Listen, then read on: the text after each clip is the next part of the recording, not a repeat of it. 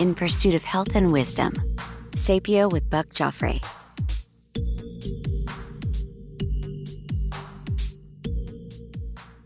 Welcome back to Sapio with Buck Joffrey. This is Buck Joffrey, and today my guest is Dr. Torkil Færø. He is a Norwegian general practitioner and emergency physician. He's also a documentary filmmaker, author, and photographer, all sorts of stuff like that. In 1996, he was one of the first Norwegian medics to work for Doctors Without Borders when he worked in war-torn Angola.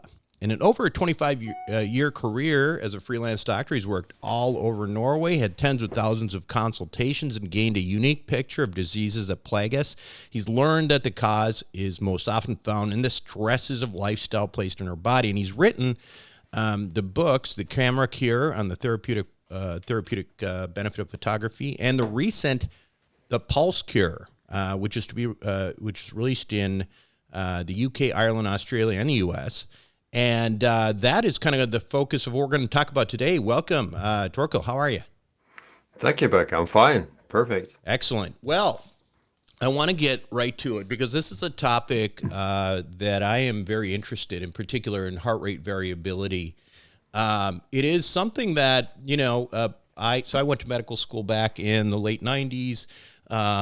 This is not something we ever talked about in medical school. It was I don't know when this was even sort of discovered as an important variable, but tell people what it is. What exactly is heart rate variability and how is it different from heart rate?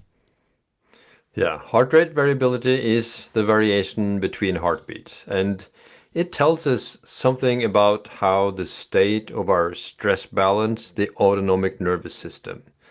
So we need a good variation between heartbeats. That's a sign we have good connection to our vagus nerve, that our immune system is working properly, and that we have a sustainable stress balance compatible with good health.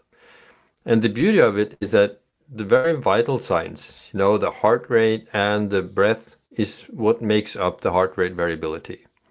Because when we are in the relaxed state, in the parasympathetic mode, the restful state, then when we breathe in, the heart rate goes up a little bit because there's more oxygen in the lungs, and our physiology, our heart, makes sure to push through a bit stronger when there's more oxygen.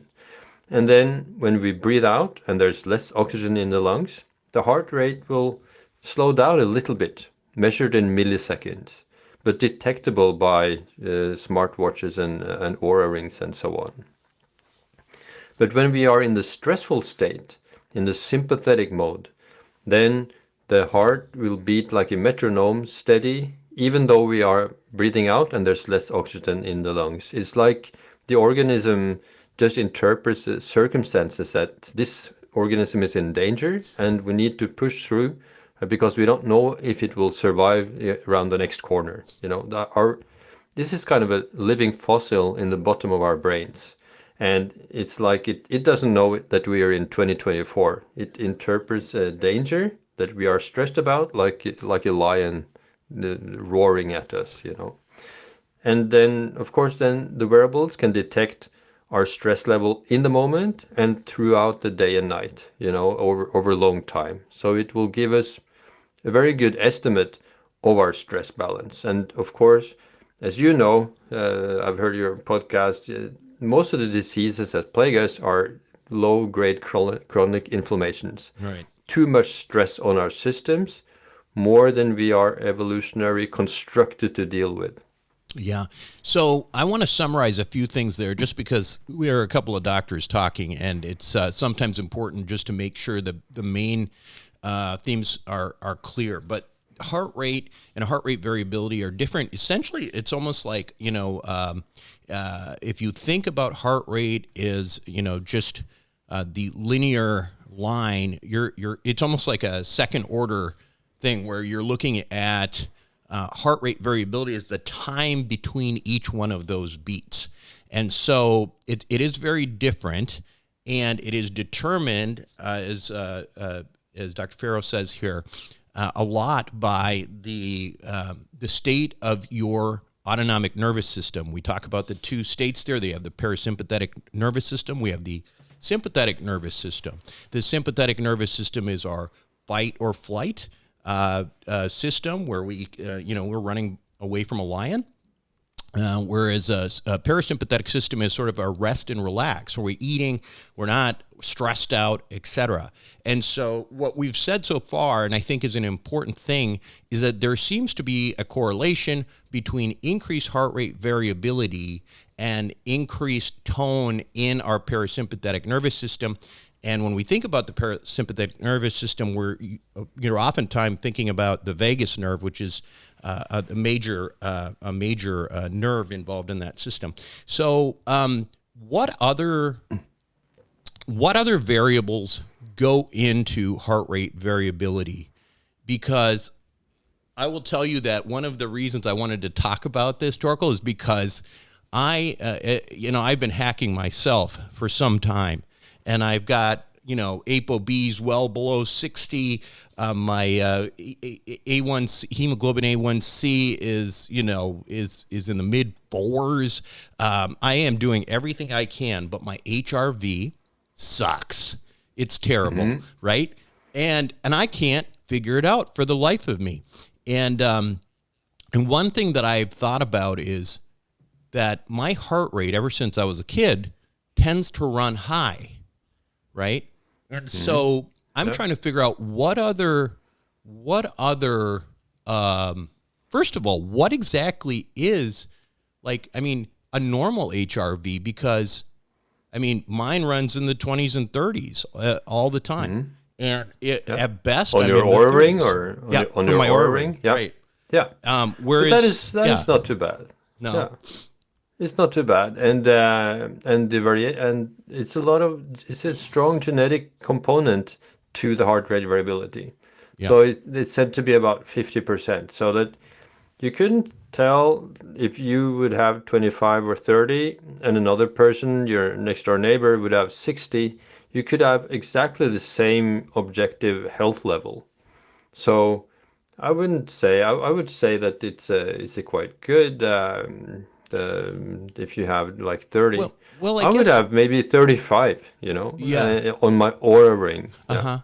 So I guess the question I have though is then what are the factors that are going into the variables that determine that? Because the Oura ring itself, in my case, tells me that I'm doing fine, right? But I know others who've got heart rate variabilities in the 70s, 80s, and above. And I'm envious, and I'm thinking, well, should I be there? And how does my Oura ring know that I'm okay? Is it just based on? It's based on it will find your value and then estimate from your heart rate variability. And as I said, it will take that into consideration. And you probably have some genetic component that makes your heart rate variability a bit lower than the average. Probably you are about average, I would say.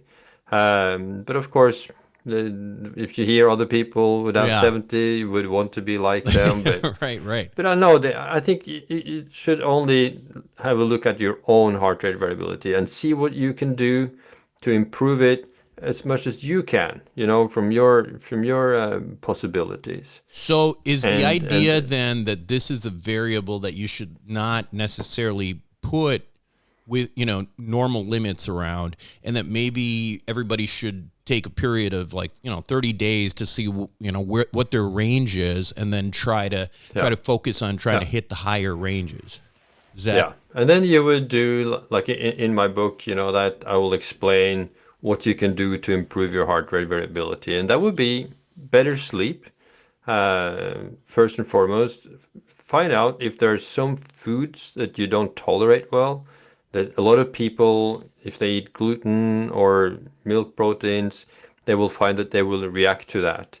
And that you can see it not so clearly on your Oura ring, but if you have a Garmin watch, like Garmin is kind of the gold standard when it comes to tracking physiological and your HRV. Not because of Garmin in itself, but they have bought First Beat Analytic, which is like a very experienced company doing physiological research and measurements. So if you have your Garmin, you would be able, for example, to see that after my lunch, which was a lot of bakery goods, you would have a high stress level. And then you can determine that, okay, if I eat the salad instead, like a Caesar salad, the stress level is low, and you can tolerate that well. How much is that correlated, do you think? Because I'm guessing I'm guessing you've used a continuous glucose monitor. How much are those numbers that you're seeing correlated to spikes in blood glucose and other things like that, which we know that will cause some levels of low grade inflammation in the body? Yeah, sometimes it will correlate, but I think it will. If I only drink like a Coca-Cola with sugar, that I could do, just to check the glucose spikes. I would never think of drinking it, without that. Then I can see that it will create a huge spike, but it will not necessarily stress my system in the same way. So I think that the glucose spikes is a minor detail in the stress levels when it comes to heart rate variability. But of course, when it comes to insulin resistance and the metabolic stress in that way, it has a huge impact. But I don't see that so clearly as I would see, for example, bakery good. I think it's the flour in it, the gluten in it. Other food stuff that I can't tolerate is chili. If I eat chili, then my night is destroyed. I could as well had 3 or 4 drinks. And the worst thing for your HRV, that's alcohol.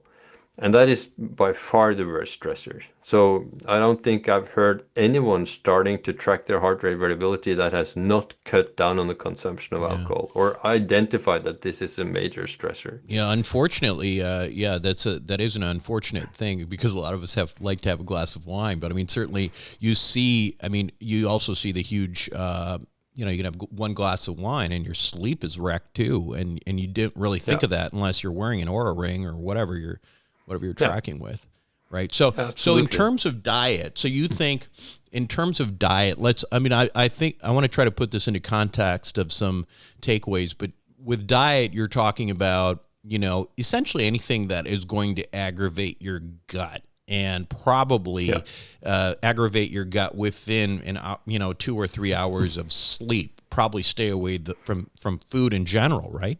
Yeah, absolutely. So you would find out that the late night meal, and that would be less than 3 hours before you go to bed, will have a huge impact on your stress level way into the night. So, of course, we know that one of the big contributors to inflammation, that is food, that is ultra-processed food. And you can see that the effect of it on your heart rate. And that makes it so much easier to make the right choice, just to stay away from junk food and so on, and candy, chocolate, everything that you would want, and then that the food industry has engineered so that we become dependent on it and addicted to this kind of food. But once you see the result on your wearable, it becomes so much more motivating to stay away from it, when you can see the effect that you will have a better night's sleep if you manage to drop that late meal. Or pizza. Pizza is terrible. So pizza would be terrible both for the blood sugar and the stress level. There I can see a clear connection. So it will just be a roller coaster ride 6, 7, 8 hours after you had a pizza, for example. So you will identify, because the heart rate will, you can understand the stress on your system. It will be shown in your heart rate long before you can feel it yourself, because the sense of our inner stress level has been muted. Our sense of eyesight, our hearing, our smells, all these different senses have been throughout evolutionary history been directed toward outward threats. Lions, poisoned food, and so on. Enemies chasing us. And our inner state has never been a problem until like the last 30 years, and it gets worse by the decade here, creating more stress. So the ability for these wearables to detect the heart rate in the heart rate variability is kind of the sense that we never needed to develop. And suddenly you get this speedometer on your wrist that makes it possible for you to maneuver and navigate your stress levels and be able to regulate it in a different way. Yeah. Yeah, a couple of things I would say too. Like, first, I like the idea. Now, I've talked about how a lot of times wearables create gamification of your own health, right? I mean, we tend to sort of react. I mean, people who weigh themselves every day tend not to gain as much weight. If you were seeing in real time what kind of effects something's happening on your sleep, what kind of effects it's happening on your HRV, people do tend to try to get better outcomes. So one of the things that I think that I have found, especially in wearing Oura rings and things like that, is that it just promotes better behavior because you're just seeing when things are going bad. The other thing I want to clarify is we use the word stress, right? But the stress we're really talking about is different from necessarily emotional stress. We're talking about stressors within our body. Could you clarify a little bit? Yeah. So traditionally, when we're talking about stress, people are thinking about mental stress. If there's stress at work, in your family, in your relationships, if you're just too busy, you have too many things to do. But once you start tracking your heart rate, you will find out that most stressors come from surprising sources, like alcohol, like the menstrual cycle, the week before menstruation for women, obviously. You can see the extent, the severity of alcohol when you see the stress levels. Altitude, like you're in California, if you go up to the Rocky Mountains and you go up to 10,000 feet, it will have a huge impact on your stress levels, and so many other things. And you can also track and see how much will a certain disease, how long time will you need to recover from COVID, for example, or from a surgery. We can see people tracking their heart rate variability after a surgery. It will take a lot longer time for many people to get back into the shape they were in before the surgery than we would think. So many things, and particularly the food, as I said. One of the things I think is interesting, and I don't know if you've been following this, but with long COVID in particular, long COVID appears to really be sort of some effect on the parasympathetic nervous system. It's some people think that there is some sort of residual damage to the vagus nerve and that kind of thing, where a lot of people have this autonomic dysfunction and then low-grade inflammation on top of that, which is causing muscle pain, and then they get really tired all the time. So it would be really curious to see what kind of following the what the HRV before and after a long COVID. Yeah, absolutely. And the good thing is that you can then show to your doctor how your nervous system is doing, and you can see that you're struggling with even daily activities, because we have no other metric that can show this. The heart rate variability is the only metric that is so clearly demonstrable to your doctor that you can show, look here, I'm taking a shower, I'm now stressed for like 3 hours later. So that is very useful for so many people. That's been very happy about it, that their doctor can believe them when they see the results. Because we, as doctors, we are used to relate to results and lab tests. If you can't see it, often a lot of doctors will kind of not believe it and take people seriously. Yeah. Let's talk about some other contributing factors. When we talk about health, we talk about exercise, right? But there's certainly different kinds of exercise. I tend to look at some of the data on Goldilocks zones of exercise, where you don't want to have more than 10 hours of really vigorous exercise per week, because you don't want to overstress the body. You want to focus on level 2 VO2 max type exercise. What have you found that really benefit HRV? Yeah, for the benefit of HRV, I would say not to exercise too much. There's too many people pushing themselves too hard, at least compared to their total stress levels. You can't go and have a stressful job, a stressful family life, and then go all out in the gym. That would be too much. So I find a lot of people are pushing themselves too hard. And as you say, that zone 2 training, if you can have 80% of your exercise in zone 2 and then maybe 20% in zone 4, for example, and push yourself a bit harder.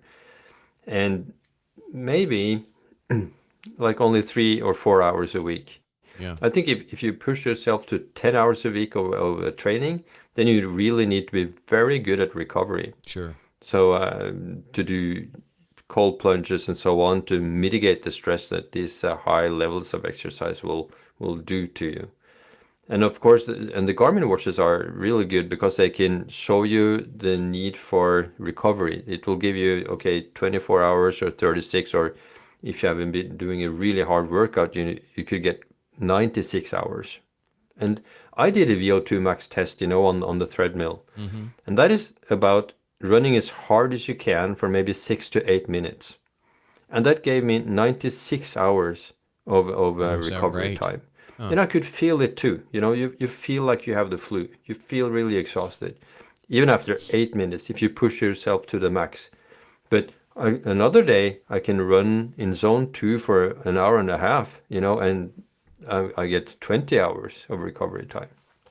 Yeah. So the intensity has a lot more to say than you would naturally believe. Even me as a doctor and as a former athlete, when you see the results in your heart rate, and the important thing is not your heart rate as you're training, it's how your heart rate responds in the hours and the rest of the day after the exercise. And you quite fast will find out that hard exercise late in the day, just like eating like 3 or 4 hours before you go to bed, if you then push yourself hard, that will lead to a stress into the night, and you will not sleep and recover as well. Yeah. As you would. What about weight training? Weight training is a bit harder for the watches to estimate the stress from the weight training. Yeah. So the worst for the recovery is lactic acid. If you train as hard and push yourself as hard that there will be a lot of lactic acid produced, then that seems to be the worst factor in this. So I don't think weight training will have such a huge impact. Yeah. Of course, it will depend. Weight training is probably a tricky one to figure out, because I think the impact of that is not going to be near term. If you look at the data on weight training and muscle mass, it's really going to help with metabolic health, which in the roundabout way is going to come back and presumably help with low-grade inflammation, metabolic syndrome issues, that kind of thing, and then potentially help with HRV. But I'm guessing it's probably not something you're seeing right off the bat. And then obviously you talked about sleep and, sleep optimization. I mean, anything else to add on that particular issue other than your typical? Yeah, the most effective for good sleep seems to be sleep consistency, that you go to bed and wake up at more or less the same time every night, within like a half-hour window. It's okay. And you also need to wind down the last hour or 2 hours before you go to bed, so that prepares your brain for getting into the right sleep phases. So I used to think that if I worked really hard and then went like crashing on the pillow, just exhausted, that would be a good night's sleep. But it's totally the opposite. So you need to relax, maybe do some reading or do something that you can see on your watch that will relax you. Because we're often fooled by our expectations to be relaxed. So a lot of people get shocked. They are in the sofa watching a Netflix series and eating some candy, and then they see that they are stressed way into the night, something that they would not expect. But the heart rate will not be fooled. The heart rate will have a cold, objective reality check of the strain on your system. Yeah. In terms of tactics, you mentioned cold plunge. What you want to expand on sort of the role of cold plunge? I mean, presumably it's, vagal nerve stimulator, and that's yeah. So it stimulates the vagus nerve. You can say it will push you into the parasympathetic mode contrary, it's counterintuitive that something is uncomfortable as a cold shower or a Right. really cold plunge. That you would think it's just uncomfortable, but you will see on your readings that you will be, going into the parasympathetic mode. Your heart rate will go down and your heart rate variability will go up. So it's a good way to dampen inflammation, which is why so many athletes use cold and cold water immersion to put their inflammation down that comes from the excessive training. And we can also use that whether we have been out drinking. That is what I would do if I go out drinking and then feel bad the next day. Okay, a cold shower or a cold plunge will really fix that. And we can see that in the cytokines in the blood as well. When we get inflammation in our bodies, then the cytokines will get higher, and when we do a cold plunge, then that will go down. And we can feel that as well. We feel fresher. So would that argue for a cold plunge or cold shower before bed? Would that help?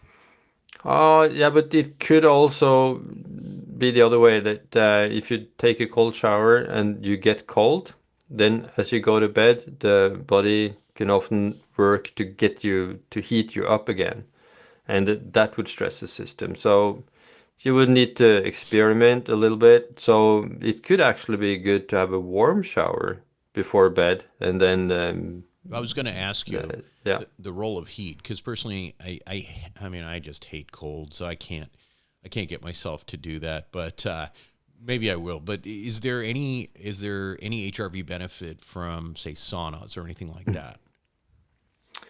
Yeah, but the sauna in itself, you have to treat like exercise, because getting as hot as you will be in the sauna, that is very, very stressful for your system. Getting hot, it's one of the worst stressors that we have, but it's good it's like exercise.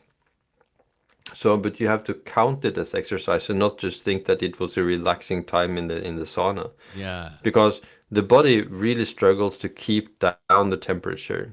So it will your heart rate will go up, and there will be your vessels will dilate, to try to lose heat, and you will sweat, and the body will do everything it can to get the heat out of the system, and it's really hard. So after if you have been to the sauna maybe for 1 hour or so, going back and forth maybe into the cold plunges, then the stress can last for hours after that. But you can manage to regulate. It has something to do about the temperature inside the sauna and the temperature in the water and how long time you're in the cold water in between the hot sauna. So you can, and that is when it gets kind of a gamification, Yeah. where you're able to regulate your stress levels and your heart rate with temperature.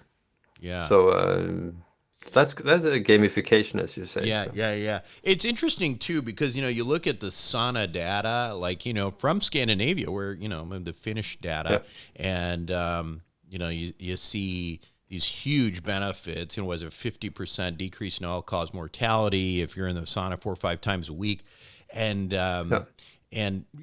it's funny that you mentioned that you have to look at it exercise, because my suspicion has always been that data is effectively, is effectively looking at it as an exercise mimetic. Somebody who exercises 4 or 5 times a week probably is going to live longer, be healthier than somebody who doesn't.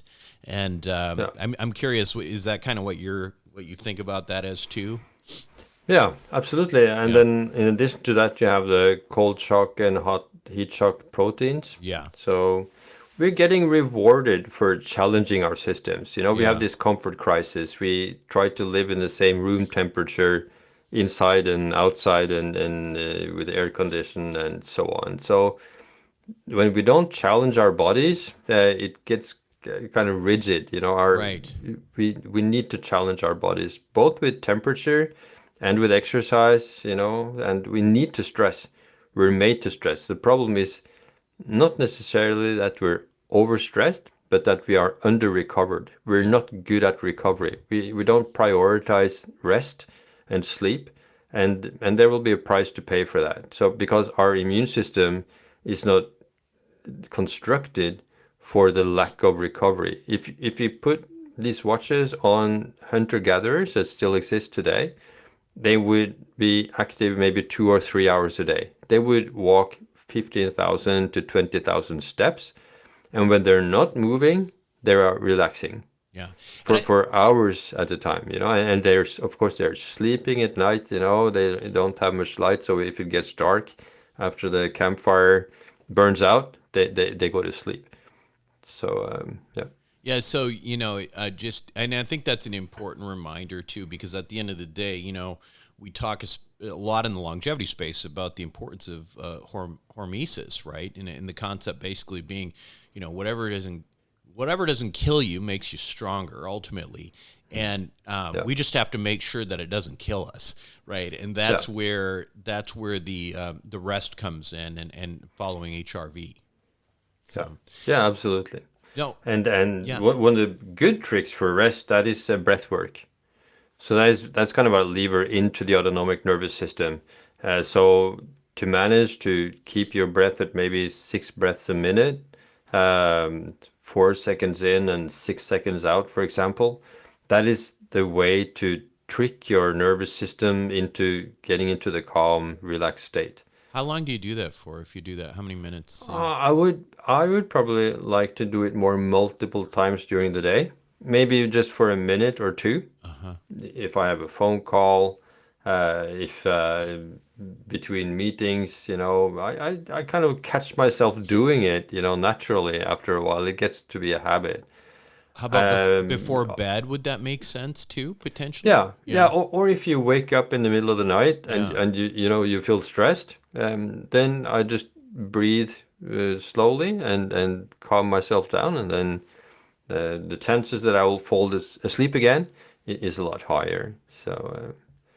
So I think that's and the breath is always available, so you can always do it, and it's not necessarily visible, So you can be in a conversation, in a meeting, before a presentation, and breathe slowly, and nobody would notice that you are using this trick to be able to regulate yourself. Because the problem, what you need to do is to be a lot better at regulating the intensity of your system, because you need to perform at full speed sometimes, and you need to break down at like zero, speed at other times, to have the balance. And you should have that control yourself, so that you're not dependent on the circumstances, so that if the circumstances are stressful, you are stressed, and if they are calm, you're calm. You need to be able to regulate this yourself, regardless of the circumstances. Is there any useful supplements for vagus nerve, for parasympathetic stimulation that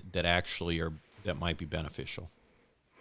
Yeah, I would say for the vagus nerve, the vagus nerve uses acetylcholine as a neurotransmitter, and there are so many drugs, by the way, that will affect this. The anticholinergic drugs will have as a side effect that the heart rate goes up and that your heart rate variability goes down. So this will be stressful for your system. But then, of course, choline is also something that you would get, maybe not as a supplement, but if you eat eggs, then the egg yolk will have a lot of choline in it. And that is something that the vagus nerve needs for to be able to work properly. Other supplements, the Q10, CoQ10, coenzyme Q10 would be good for the mitochondria, and the vagus nerve. It also will have a kind of a conversation with the mitochondria and the macrophages also. So the vagus nerve is very, very important. You would also see for supplements, you will also see that if there's a deficiency in B12 or vitamin D or iron, particularly folic acid, then you may see that in the heart rate variability. And once you get up to because the problem with us doctors is that we are relating to the state of deficiency. So once it's not a deficiency, we say it's okay. Right. But it's not normal. It's not the optimal value. So often the optimal value of B12, vitamin D, and so on is a lot higher than we usually recommend as doctors. So And that you can see in the heart rate variability often. And I would say that heart rate variability has been such a good metric for research. So you can Google almost any disease or any condition and add heart rate variability, and you would find there's lots of research. You can like Google vitamin D, vitamin B12, and heart rate variability, and you will see lots of research on these subjects. And also on cancer. So heart rate variability has a relation to 9 out of the 10 deadliest diseases in the US. Actually, number 10 is road accidents, when they're killed in car crashes and so on. But all the other 9 out of the 10, like cancer, heart disease, stroke, diabetes, all these different diseases has a connection to heart rate variability. I would think that the heart rate variability is probably going to be a problem for people with, as you mentioned, insulin resistance and metabolic syndrome, and ultimately metabolic syndrome is going to amplify the risk of virtually every one of those diseases. Absolutely. So metabolic syndrome is also connected to heart rate variability, and it's kind of both on the cause and consequence side of it. So if you have a low heart rate variability as a sign that your body is under stress, that will make the risk of contracting different diseases higher. And once you get those diseases, your heart rate variability will be even worse, So it's connected to cancer, for example. It's connected to, if you get cancer, it will be connected to the prognosis. Right. If you get cancer-free, it will predict whether you will have a relapse, There will not necessarily be research for all the cancers, but you will find research for a lot of different cancers in this regard. So I'm guessing that you kind of think of heart rate variability as maybe one of the most important predictors, or the most important things to follow in your personal health. And is that fair that you think you would say that would be the most important thing to think about? By far the most important. Mm-hmm. And if you have control of both your heart rate variability and your blood sugar, then you come a long way. So and that you have these watches that can tell you in real time, like a speedometer, that you can see it and manage to regulate it. It also, the good thing is, it is two major shifts, in the mentality in the health space. It takes the focus from after you are sick and until before you are sick, and to avoid getting sick. And it also will take the power from the doctors and the healthcare system and put it into your own hands, literally. Yeah. So it's kind of a huge shift that, and my book has been on the Norwegian bestseller list for almost close to 2 years now, because it works. Because when you're able to regulate your stress in this way, you'll be relieved of symptoms that you may have had for a long, long time. Like brain fog, headaches, muscle pains, and autoimmune diseases and so on. And you will feel better. You will have more well-being. So and you will feel it quite fast that it works. Yeah, and the book is available in the U.S. too, right? Yeah, that's right. Yeah. So it's a normal book that you will get through Amazon, and also an audiobook and Audible and the ebook even. So you could get it on your iPhone or. Yeah. So the book is called again. It's The Pulse Cure, and it's Dr. Torkil Færø. Thank you so much for being on. It's been a really interesting conversation. Yeah, thanks for inviting me. Very nice conversation. Thank you. Thanks for listening to Sapio with Buck Joffrey. A quick reminder that while I am, in fact, a surgeon, nothing I say should be construed as medical advice. Now, make sure to include your physician in any medical decisions you make. And also, if you're enjoying the show, please make sure to show your support with a like, share, or subscribe. Until next time, this is Buck Joffrey for Sapio with Buck Joffrey.